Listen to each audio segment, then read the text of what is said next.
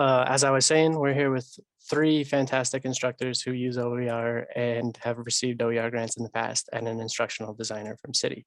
We provided our speakers with 3 to 5 questions to discuss. Beforehand, I'm planning on giving a short introduction to our featured guests before handing off to Stephanie to tell us a little bit about OER. From there, we'll dive into the discussion portion of our webinar. Unfortunately, Avery will need to leave us a little bit early, so we'll make OER adoption grants and Avery's experiences with the OER the focus of the first part of the discussion. And then after that, we'll open to our other featured guests before finally wrapping up with a Q&A session featuring questions from everyone in attendance. So if you have questions, feel free to post them in chat and we will try to get to as many as we can before the end of our hour today. To the introductions. Ben Berger received an OER creation grant in 2019, and over 3 semesters, he's taught about 197 students, saving them a total of over $15,000 by using OER. The OER that Ben created, the Essential Guide to Planet Earth, was also adopted by another Geology 1360 instructor, which saved an additional 62 students about $5,000. So on top of the $15,000 that Ben's grant project saved his own students, it also saved students outside of his class an additional $5,000. Ben and their colleague also adopted OER for Geology 3100 natural disasters. Through his grant project and through using OER in natural disasters, Ben and his colleagues have been able to save students nearly $30,000 on textbook fees since the fall of 2020. Avery was an adoption grant recipient in 2016, and through replacing a $100 textbook with an OER called Technical Writing in the fall of 2017 alone, Avery saved students about $4,000. Avery's target course was English 3400 Professional Writing. Nearly every semester since fall 2017, that course has been taught with OER, which adds an additional $17,000 in savings. Avery has also taught with OER outside of their grant project, and across 3 upper division English courses, they've saved students another $4,000, which is truly an outstanding effort. And we are very thankful for instructors like Avery who champion OER through actively sharing and teaching with them. Nick Roberts was an adaptation grant recipient in 2019. However, he began teaching with OER in 2017, well before he'd been awarded grant funding. Nick's initial foray into the world of OER saved 111 students approximately $11,000. Nick's adaptation project is exciting in that it is a little different from the traditional textbook that many people have view OER as, but I won't say much about it. I'll leave that for Nick to share with us. I do want to point out though, that during the 2 semesters Nick taught with his OER grant product, he saved about 201 students nearly $16,000, which would bring the total amount that Nick's use of OER has saved students closer to $27,000. And finally, Amy Carpenter. Amy's work with Citi and support of OER and the instructors at using OER at USU has been critical to the success of our program.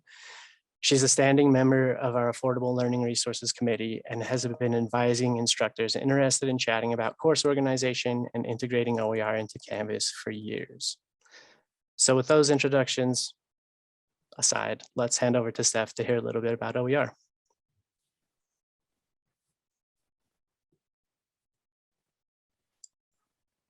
Okay, I think I'm unmuted. Hello, everyone. Thank you so much, Nick. As he said, I'm here to talk a little bit about OER and about our grant program. So when it comes to finding and creating affordable learning resources, it's important to know what makes something an OER or an open educational resource. Sometimes we do see confusion when it comes time for textbook declaration each semester. So OER are learning, research, and teaching materials that are either in the public domain or have been licensed to be freely accessed and repurposed by others. So just because something is free, that doesn't necessarily mean that it's open. For something to be open, there must be permission and the ability to do what we call the 5 R's, to retain, reuse, revise, remix, and redistribute. Most often that permission is given through a Creative Commons license. So when you see that CC logo instead of the traditional copyright logo, there is a good chance that what you're looking at is an OER. And as you can see from the Hewlett Foundation's definition at the bottom of the slide, and as you'll hear from Nick Roberts, one of our grant recipients, OER are not just textbooks. They also include things like videos, software, assessments, models, and other learning materials. So why OER? The reason that rightly gets the most attention is affordability for students in the face of rising education costs, particularly rising course materials costs. Students delay purchasing textbooks, they take fewer classes, they even drop classes because of the course material costs. And this is especially true for students who are experiencing food insecurity, which unfortunately applies to about 1/3 of our student population on the Logan campus. Those are sobering numbers, but they drive home the why for us. Affordability isn't the only benefit for students, and I would be happy to discuss these other benefits at length if anyone would like to get in touch. But as you see here, there are more. And then for instructors, there are benefits and costs. It does take time and effort to find OER and add them to a syllabus. And it takes even more time and effort to adapt and combine existing OER or to create new OER. And that's why we are here, to be a resource. And it's why we are so excited to be able to offer this year's OER grants. So thanks to the support of USU libraries, academic and instructional services, and several campus colleges, we have the funds to award 3 types of grants: adoption, adaptation, and creation. For the corresponding amounts of $500 or up to $500, up to $1,000, and up to $3,000. In addition to the financial support from the grant, the OER team is also here to offer assistance and to help guide you through the process. And Amy Carpenter from Citi can help get OER into your Canvas courses. So the timeline for the grant, as you see here, the call for proposals opens February 1st. And we strongly encourage anyone who's interested in applying for a grant to schedule an initial consultation with us before submitting your proposal. One of the things that we can do is to take a look at your syllabus and complete a search of OER across the various repositories. On March 1st, we'll begin reviewing those proposals, and in April, we will start notifying candidates if their proposal is successful or not. We will approve as many quality proposals as funding and our staff's bandwidth allow, and we will work out a timeline for each project. Most of the finished projects will roll out probably spring 2023 and fall 2023, but it is possible that some could be incorporated as early as fall semester 2022. These relatively small grants do reap huge rewards for our students. Utah State students have saved over $2 million since we started tracking this, thanks to instructors making the choice to incorporate OER into their teaching. I just wanted to wrap up by sharing USU's mission statement, which I'm sure you've all seen at some point. We feel that OER aligns powerfully with Utah State's mission statement. OER is student-centered, it's academically sound, it cultivates diversity, serves the public outside of Utah State, and encourages learning, discovery, and engagement. So I am excited to hear from these instructors, and I do hope that you'll reach out to see the ways that OER can benefit you and your students. Thanks a lot. Cool, thank you so much, Stephanie. Really appreciate sharing that information with everyone. I'm going to pull us back to this slide and we'll dive into the discussion portion of our webinar. Like I said, we supplied our featured guests with a few prompts. And as I'm kind of asking these questions, Stephanie can share them in the chat. We'll start off with Avery, since you have to head out soon. Thank you so much for joining us today while you can. Will you please introduce yourself and the OER grant project you submitted? Yeah, hi, Avery Edenfield again. I'm in the English department. I teach in technical writing and rhetoric. So one of the core classes is writing in the workplace, which is 3400, English 3400. And it is open to anyone. There's no prereqs on it. It's open to anyone in the university And typically these technical books are pretty expensive. I was using one that was super out of date, but was still pretty good. And it was $70 as the cheapest I could get it. And it was, I mean, pretty out of date. And then finally the bookstore said they can't get it for me any longer because it's so out of date. So then I just said, I'm done. And there were so many wonderful options for this, in like some kind of technical writing textbook, and more were coming out every year, that I could no longer justify the cost. And I also found that when I use an expensive book, the book would drive the content of the course, because I felt like I had to justify its use. And so I found one of the things that's kind of an interesting, unanticipated benefit was that the curriculum's much more flexible now.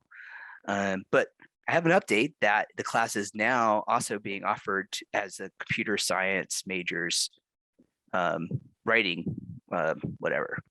Oh, cool. Yeah, so now 100 students a year are also of computer science majors are using this, and it's also going to be offered in the summer. So it's 3 semesters a year now. It's expanding, and I'm no longer teaching the course. I oversee the course.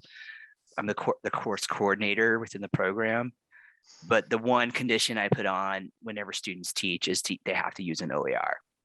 I give them the curriculum and stuff. They make changes and adjustments as they go, but they don't require a textbook. That's the one thing. And students have often said that that's one of the reasons why they love the class, is because there's all this mix of materials that we're bringing in and not just relying on the textbook. So is that? Yeah, okay. That's really cool to find out that the use of that OER has expanded outside of the English program even. I'm really excited to hear that. And it's also, I really appreciate you pointing out the fact that using OER allows you to have more control over your curriculum a little bit. That's a really cool aspect. I wonder if you could tell us, how did you decide whether to adopt, adapt, or create? Like, how did you decide which grant you wanted to apply for? Just being honest, like I was junior faculty, working towards tenure, so I didn't really have time to create. And there were so many wonderful books already out there that I just adopted for the most part. As I stay at the university and creating my own materials and stuff for classes, that might become more of an option. But at the time, I just was like, I have a little bit of time to do this. I need to kind of basically swap something in. And it was just really easy, kind of one-to-one for this unit needs this reading, this unit needs this reading. It was so simple, and the library was really helpful in finding those materials and getting permission. There was like one time it wound up being behind. There's something that happened with the book that it wasn't, a section was missing and I couldn't get it, and they fixed it within like a matter of probably hours, not even a day, so my students could get access to it. So yeah, just really, the library was really super helpful in getting those. Yeah. Cool. Thank you for that praise. I actually remember when you were having that problem with that book and being able to take care of it. Like, that was really, really nice. So thank you. Yeah. Can I share another plug? Yeah, absolutely. At UC Boulder, Media's Lab has a couple of different academics that are working on it, have a project called Ethical Ed Tech, and OER is part of that. And so we've used Ethical Ed Tech to replace some of the technologies that we've been using in the class. So there's a list of open access. They also have a speaker series, and I'm grateful to have be able to present with on the speaker with some of the OER people at from USU. I'll share that link if you'd like about the Ethical Ed Tech. Yeah, please. That would be fantastic. That sounds like a great resource.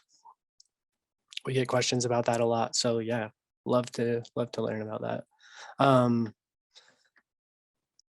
I guess, what has using OER in the classroom been like for you and for your students? Have any of your students played a role in helping you develop OER, or what has feedback been like there?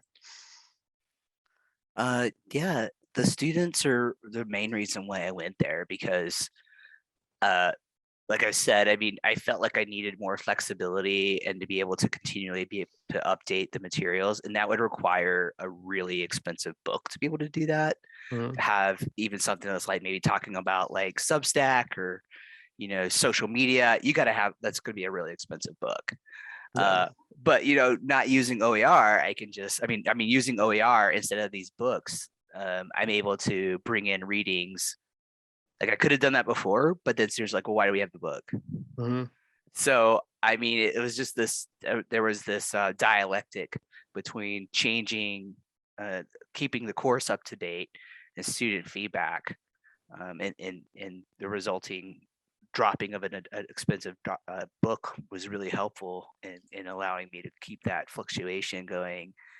Cool. And yeah, it was really great. I feel much freer to bring in videos, bring in, web articles or, different kinds of faster, more up-to-date media, Mhm. without like, oh, but then they bought the books and now I have to, I feel like Use students the book. benefit. Yeah, right. So now I feel students benefit from that actually quite a bit. Well, that's very cool. Like I really appreciate you sharing that. I wonder how you spent your grant funding. We've heard of a lot of people paying students to kind of help contribute to the OER or paying other people to kind of help develop models for the OER. I'm wondering what you were able to do with the adoption grant. I used it to pay myself over the summer to redo my class around it, Cool. and that helped me offload or like feel like I feel less of a burden totally redesigning my class. Yeah, that makes sense. And then the next time I taught it with a grad student, and we worked together to kind of work out the streamline the content and what was working, what wasn't working, and it's pretty much stayed the same since, in terms of the units of the course. So that's what I used my money for, was to pay myself to over the summer to redo everything. Cool. Totally a worthwhile investment. Then I guess we have one last question. What advice would you share with an instructor who is new to OER and is interested in developing a grant proposal? I'd say keep in touch with the people who are organizing the grant, librarians and OER folks, because being able to know what was out there helped me write the grant proposal in a really targeted way, and I knew what I was getting into. It wasn't a surprise to me. They were very forthright, like these are the options that you have, and just staying in touch has always been critical for me for the success. And not being on my own, having to find new materials or whatever, has been really, really helpful. And honestly, it's like this most seamless process. It's so easy for me. We're hoping to get rid of any of these using exclusively OER, and I have in almost all my classes use exclusively OER now, and that's in part because of the resources that are provided through the library and the OER folks. Awesome, cool.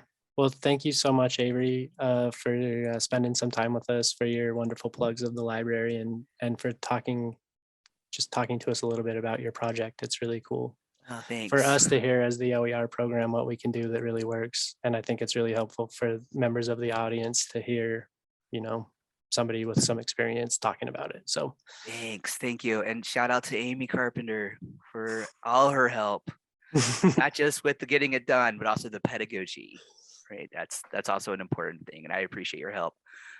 So I hate that I have to run.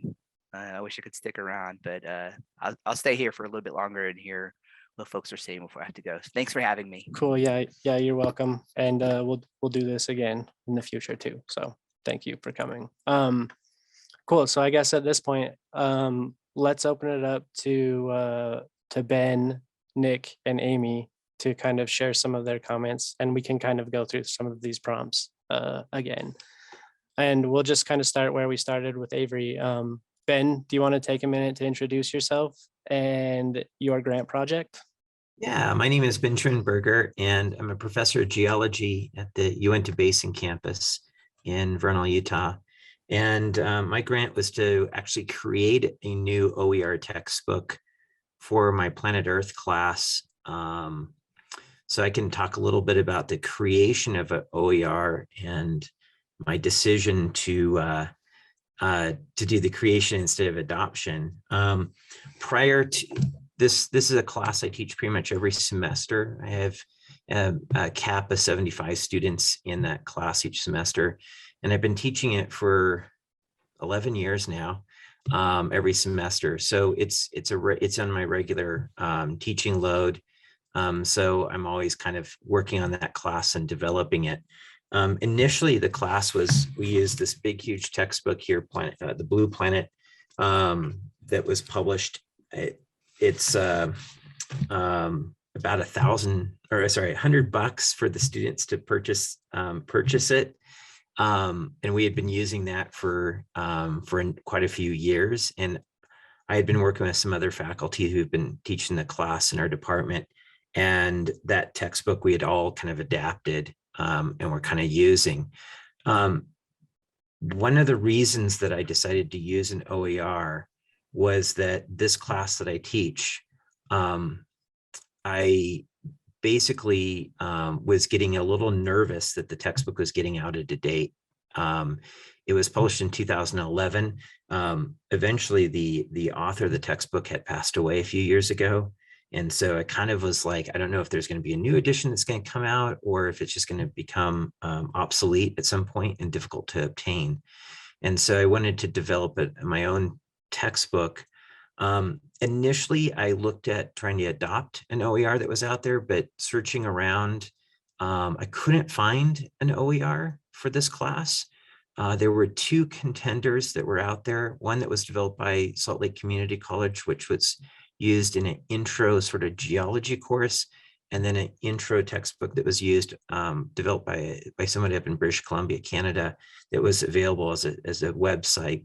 And both of those did not cover a lot of the material that we'd cover in the class. They also did not cover some of the stuff that we're being required to teach as part of the breadth physical science credit for non-majors that was coming through. So we had to redevelop a textbook that could be adapted to some of the things that we're required to teach. And the OERs that were out there just didn't cut it. So we had to create our own.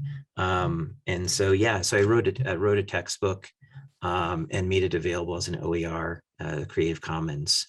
So I can talk a little bit about the creation of an OER and how that maybe differ a little bit from the adaptation of an OER.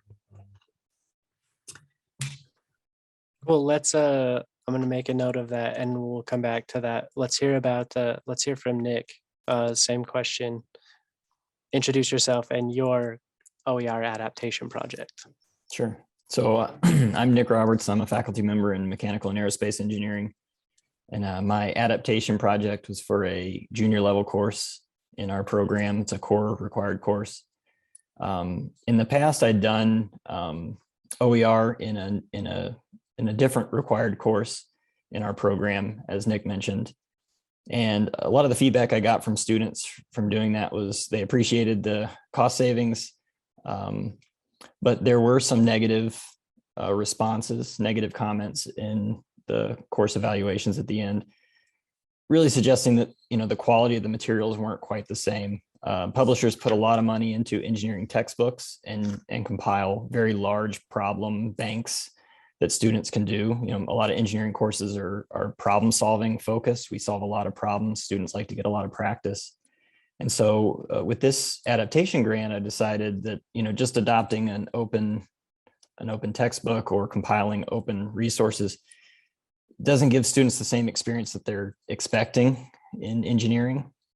So I kind of wanted to take it a step further and supplement what students would get in the course by adapting an open source software package that would allow them to kind of take concepts they learn in class and make it more complex or more realistic to what they see in the real world. So instead of having these kind of simple analytic problems that they can solve using their math skills, they have to take it a step further. So the adaptation grant, I used an open source software package called Energy 2D. which is an energy solver for thermophysical problems. So this is a heat transfer class. We care about how heat moves from one place to another, one object to another, through space, through fluids, through solids.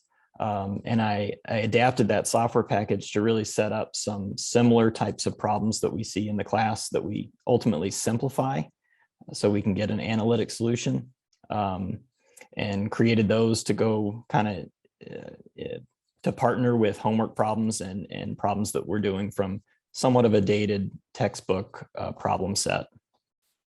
I thought it went really well. I think students really appreciated that aspect since they weren't getting the problem banks like they normally get.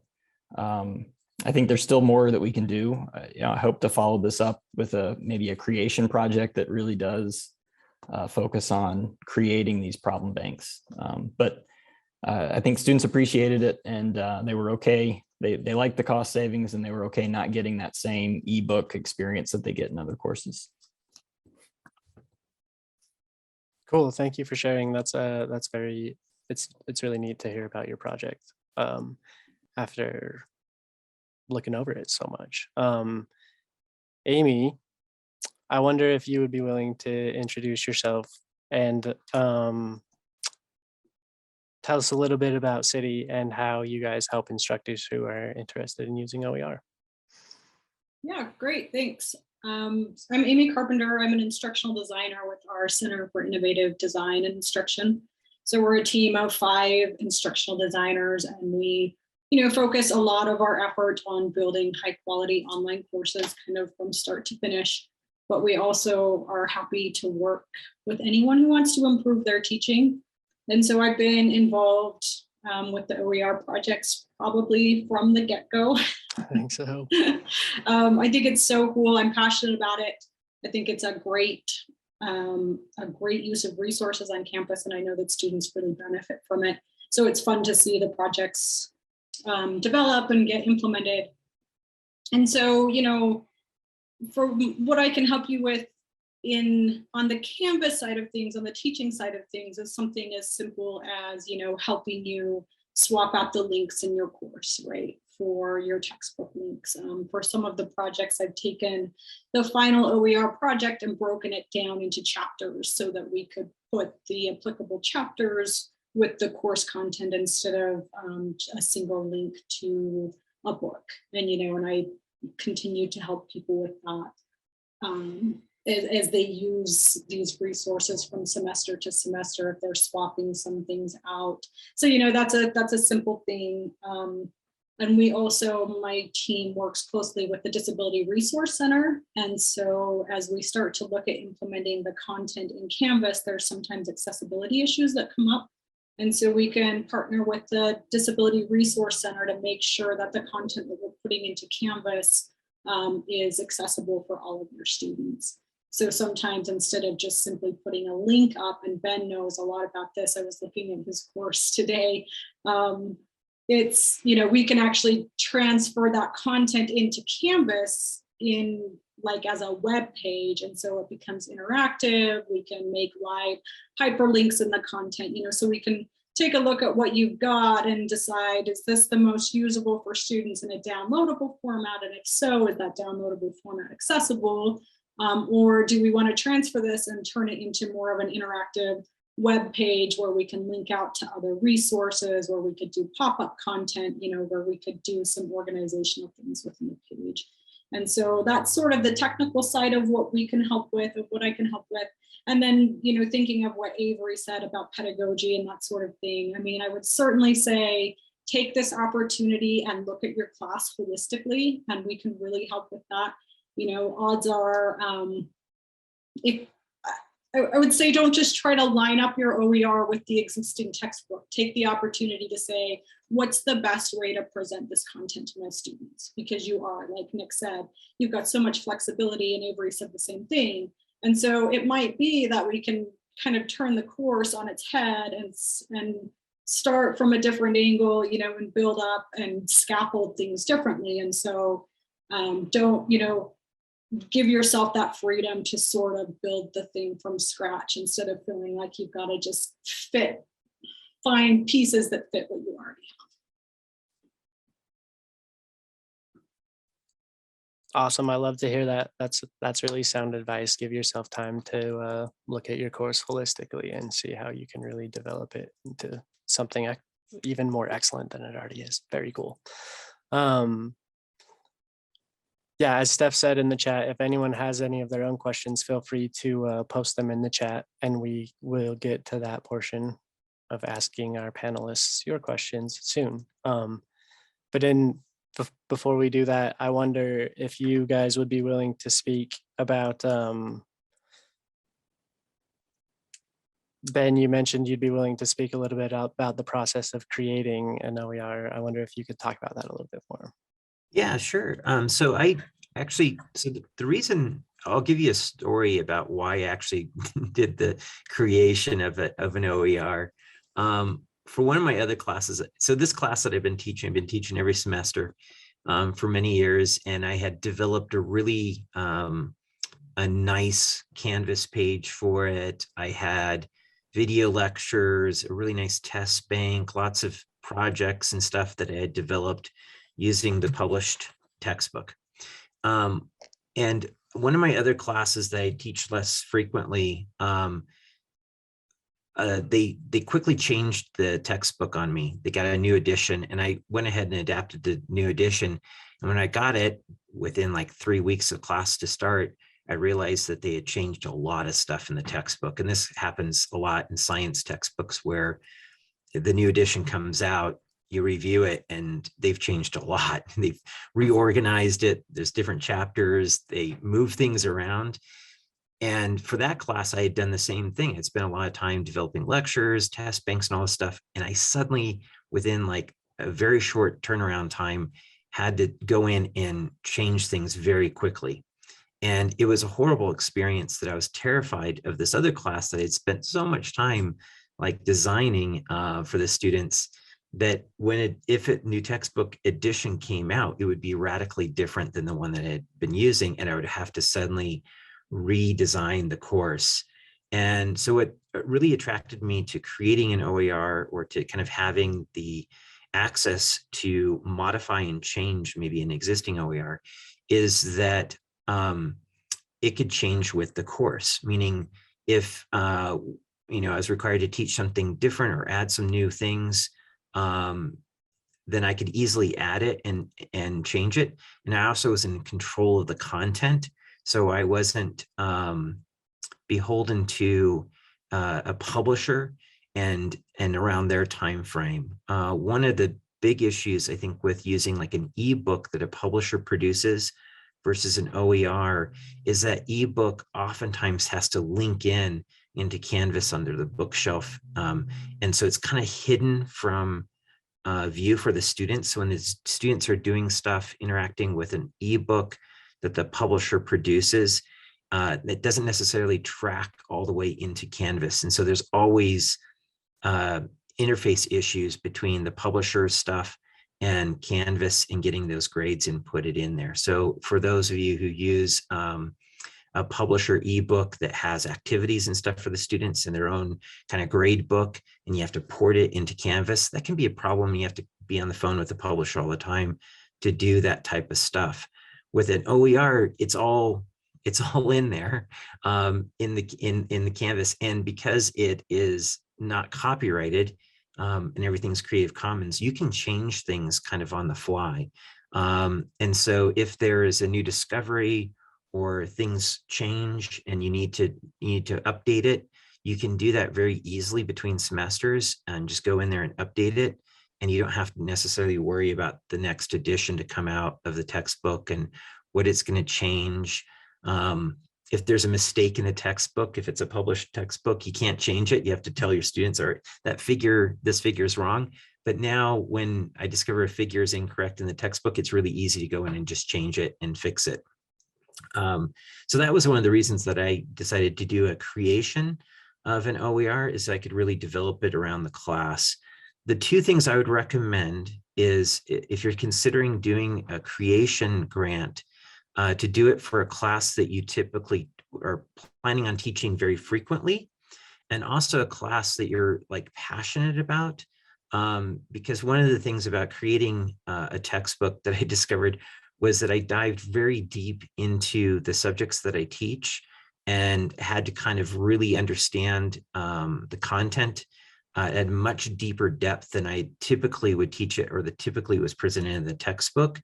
And that actually, I think, really helped me become a better teacher of the subject that I was teaching.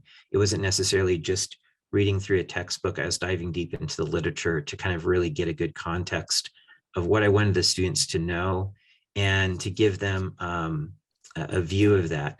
And I wrote it really specific to the audience of students. These are incoming freshmen, they're non-science majors, and they have to take a science class. And this is typically one of the few science classes that they may take during their college career. So it's really gauged at the non-science students, whereas the textbook we had been using was much more geared toward geology majors. And so that was kind of nice to really make the OER based on the audience of students that we have.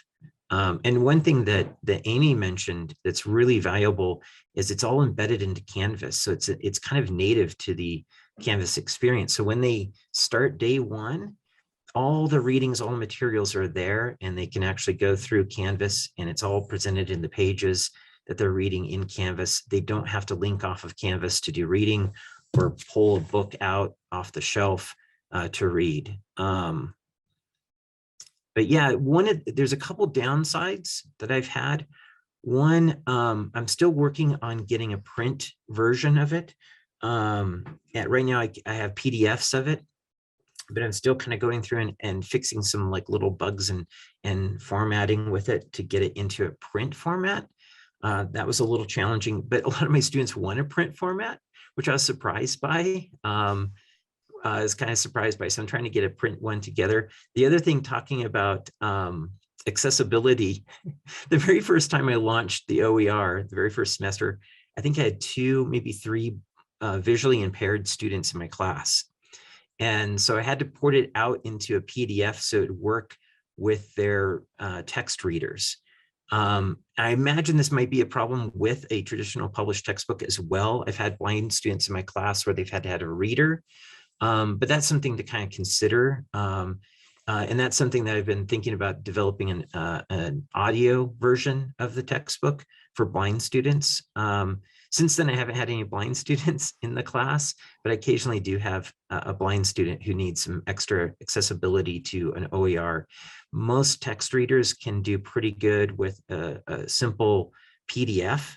So you might have a PDF link for students to click on if they need that for their text reader if they're blind. So that's something you might encounter in developing an OER. Some of the OERs that are out there are not as accessible. And oftentimes OERs, you'll discover as you're searching around for existing OERs, they're kind of passion projects of professors. So sometimes they kind of drop the ball after a while, or they won't finish them. So there's a lot of half-finished OERs out there, textbooks, I've noticed.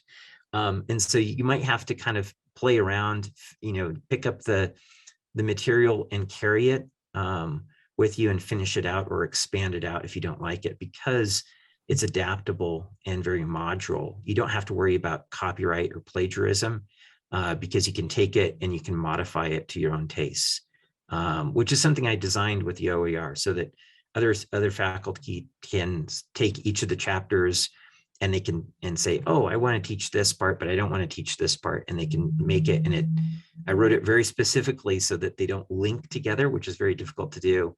So each of the chapters can be read independently from each other. So that's kind of another cool thing about OERs, is they're very modular in terms of how you can develop a course. That's pretty cool. It's kind of unfortunate to hear that you've ran into so many OER that it seemed like a passion project and they start really strong and then they peter out. But on the other hand, it's like, okay, we have all of this really strong information out there. We can take it and adapt it into like a better OER. So it sounds like there are possibilities out there. And thank you for all of that information. That's a great insight, Ben. Nick, I wonder, kind of that same question, what unique problems or situations did you face when adapting OER? Oh, that's a good question. So when I wrote the proposal, I had not selected a software package that I planned on using to kind of supplement the learning in the course. And I went through, I paid a graduate student to work with me to kind of develop a lot of the problems. And so the first thing we did was kind of go through the options for available open source software for heat transfer and fluid mechanics. And, they range from very graphically good looking with not a lot of physics in them to, really research grade tools. And ultimately, we decided to go with something that's very kind of intro user friendly. So, students could get up to speed really quickly. Maybe there's some of the physics were absent. We're not considering really detailed fluid flow for some convective heat transfer problems or anything like that. But enough of the physics were in there to where they could explore the concepts of the course. That was kind of a tough choice to make because, I come from a research background. I want it to be as physically relevant and accurate as possible, but having to drop some of the, more detailed turbulence models and things like that were a bit of a struggle. So I think that was one of the challenges with the, adaptation part of it. The other one that I mentioned before is just, when you replace what students are used to seeing with something that looks a little bit different, maybe it's not packaged as nicely as publishers are able to do. I didn't, I think one of the things that I should do in the future is reach out to Amy and work better to get things integrated into Canvas. I relied on a PDF version of the book. I'm kind of old school in that I would assign problems from a book. When I switched to OER, I would generate just a PDF sheet that I would give to students. Here's your homework problems, but having something that they can do on their computer, they can do things like, well, I want to work that same problem, but with different numbers, right? I want to practice it again. If there's ways to do that, these are things that I haven't overcome and I haven't been able to address yet, but things that are challenges that they need to be improved from a optic standpoint, I think. So students see it and don't think, well, the quality's not as good, or, well, this book's from 1980. And you try to explain to students that, well, most of engineering concepts are over 100 years old. You don't need a book from 2 years ago to discuss them and talk about them. Those are some of the things that I found challenging as a whole. Cool. Thank you for sharing it. It's interesting to hear about that, and I'm glad that it sounds like your mind is still engaged with some of those problems and is still engaged with OER. So that's very cool. We're here. Amy's there. We're always down to help. I don't think I've seen any questions pop up in the chat so far from any members of our audience. So I would, until that happens, I'm going to ask Amy another question. Can I just add to maybe something that Nick brought up? I would say that, as you implement these OER resources, one of the best things that you can do for yourself is to point out to your students what you've done, right, and why. And so letting them know that what you've maybe lost in the presentation value, right, you've gained back the instructor's expertise, right? Like, instead of letting this flashy publisher pick what they think is important, you paid to take this course from me, I'm the expert, and I have selected things that I think will benefit you the most. And so you can pitch that OER in more than just the cost savings. I think for, the 1,000 level courses where we've got freshman students, mostly their general ed classes, cost savings, you can throw that in your syllabus, and if you took this course somewhere else, you'd be paying X amount of dollars, right? in textbooks. And I think that that's also valuable to get student buy-in. But I think in a course like Nick's, that's a higher level course, there's a different tack you can kind of take to explain to students why you've lost some of the packaging. And I'm sure that, like in the business school, you're going to hear more about that. I'm sure engineering's that way. I know the vet school would suffer similar, blowback from students feeling like maybe they're not getting this top of the line experience. But I think there's some ways around that. Cool, thanks, Amy. And I'm going to actually step into the chat question. Karine has asked, can you say a bit more about how the funding can or cannot be used? And before I give an answer to that, I actually want to step back to Ben and kind of, we were wondering how you spent your creation project funding money. I think it's often very useful to hear from an instructor who's gone through this process about what they did, rather than the things that we can tell, which we will tell, but let's hear from Ben first. Yeah, I used it to basically write the textbook over the summer.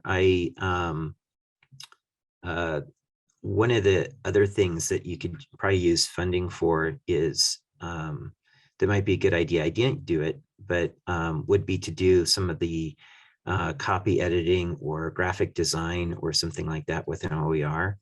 That actually, one of the things that I did was I just kind of ran into this grant and just started writing and putting things together.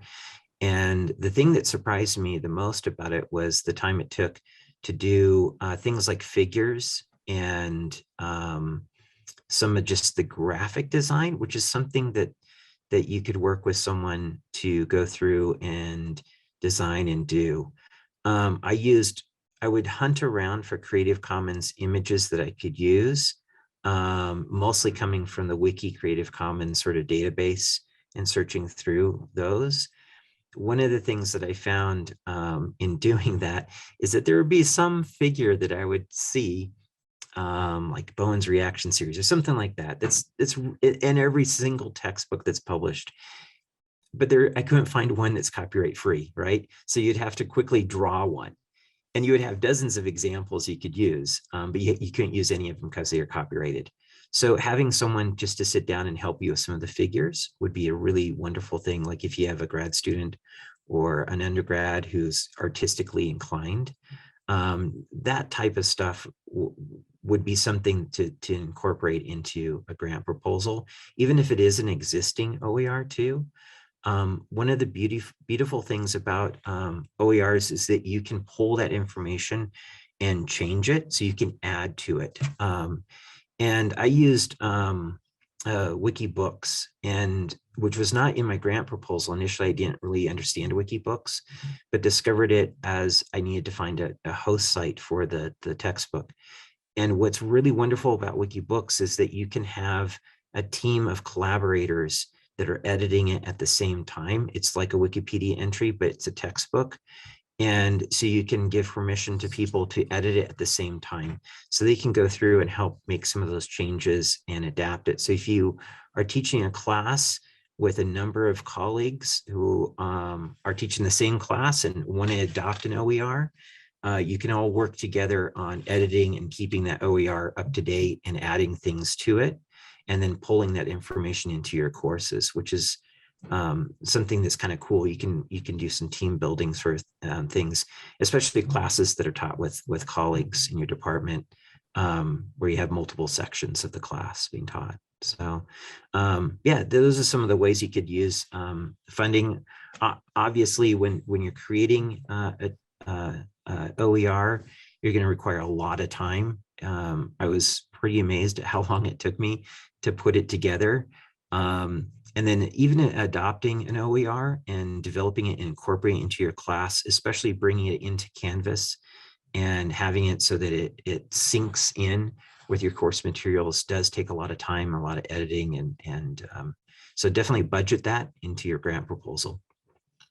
Yeah, smart. And I would just add, what you were talking about reminded me that Utah State University has entered through the Utah Education Network. We now have access to a Pressbooks pilot. So any instructor who wants to kind of create an OER within Pressbooks we have the ability to give you that space to kind of experiment in. And that's a little similar to Wikibooks, another thing like that. I would also, I guess, going to Steph's question in the chat, Nick, it sounded like you hired a grad student with some of your grant funding. Is that correct? That's right. I can add more or just leave it at that. I paid a student hourly to help me kind of develop the problems that we were going to use that went into the software that students would kind of run and explore throughout the course. Cool. And that sounds like one of the main uses of grant funding is to kind of pay students for their help in doing some of the work for your project, which is really, really great for them to give them that sort of professional experience working on those things. We've also had instructors who have paid, who are collaborating with colleagues from other institutions, and they've used some of the grant funding to pay their colleagues for their work. We had another grant applicant or grant recipient who paid like somebody, I want to say a private contractor, but I know that's not the correct terminology, but they paid somebody to develop 3D models that were then incorporated into some lesson plans that they had developed. So there's loads of ways that you can use your money, but those are some of the main ones that we've seen. And we are Steph and I are always available for consultations. If you have an idea about what you would want to spend your money with, you can always reach out to oer@usu.edu and we can investigate for you. So y'all have been really great. We're getting down to the last 5 minutes of the webinar. And so I just want to kind of kick it out to the audience to see if there's any other questions that you guys have. Thank you for sharing your question, Corinne.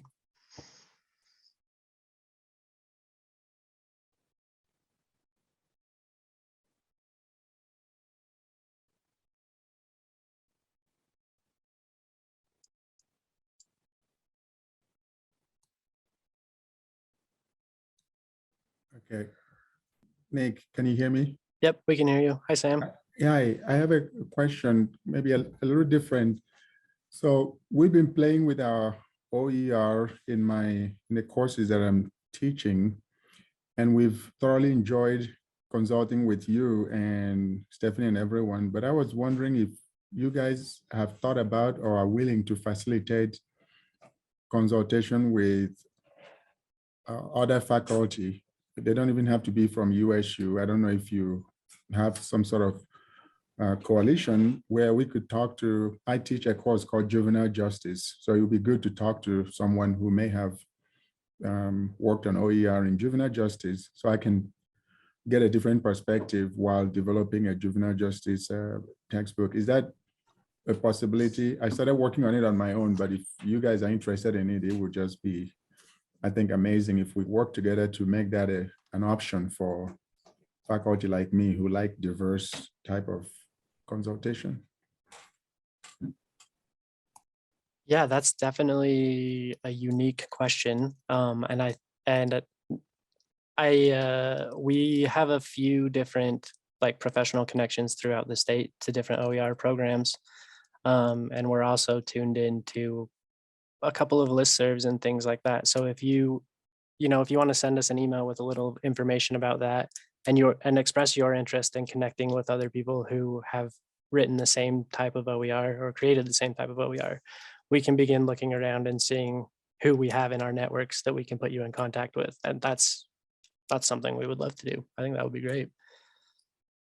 I've definitely seen, just in some of the OER groups that we're a part of, I've definitely seen projects grow into things that people never imagined they would become, just through that type of collaboration. So thanks for bringing that up, Sam.